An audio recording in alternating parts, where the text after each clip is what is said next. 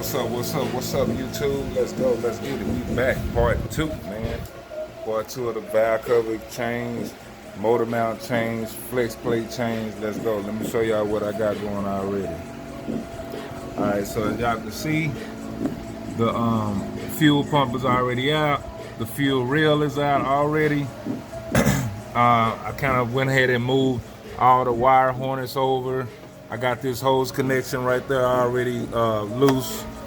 So we just got to go around and take all these bolts out of the intake, of the valve cover, and make sure that you replace these bolts because these are one-time use bolts. So I did order the new bolt set to replace those. So once we remove all those bolts, we will be able to remove the valve cover. So I'll be showing y'all that here live.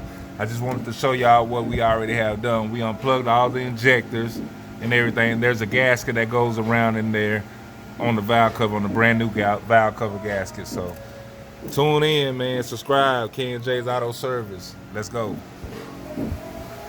Replacement, man, like I told y'all. So we back in here. Let's go. So these are E8 screws, torque screws. So let's go ahead and remove those. You don't have to remove them all the way out because they come out. They don't come out the valve cover.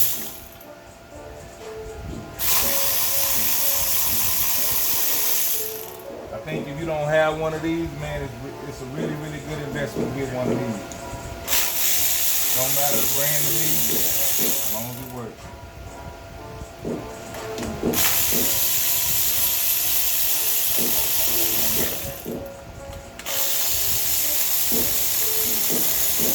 Just going around and getting all the bolts, taking all the bolts out.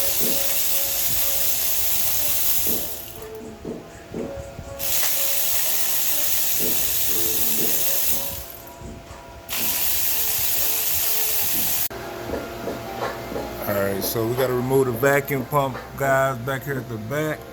That's the only way to get the valve cover out.